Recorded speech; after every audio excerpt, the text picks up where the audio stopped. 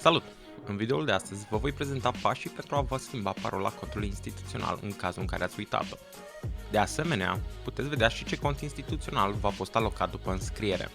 Fie că încercați să vă logați pe intranet, student.unit.bv sau e-learning, veți avea opțiunea de a vă schimba sau recupera parola.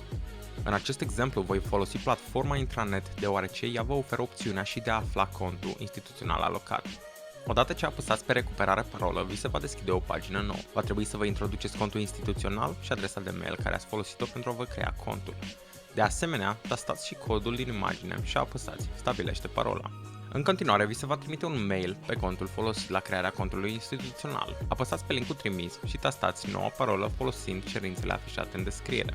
Dacă nu vă mai amintiți contul instituțional, apăsați pe textul unde scrie Ați uitat contul instituțional sau pe butonul Preluare recuperare cont instituțional din pagina principală. Introduceți adresa de mail folosită și codul din imagine. După ce ați trecut prin acești pași, veți primi un e-mail cu denumirea contului și opțiunea de a vă seta sau reseta parola acestuia.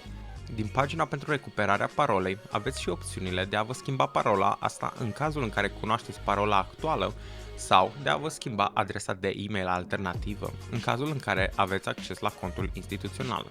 Dacă apar probleme, vă recomandăm să deschideți un tichet pentru a lua legătura cu unul dintre tehnicienii noștri. Dacă acest video v-a fost de ajutor, nu uitați să dați un like, share și subscribe. O zi bună!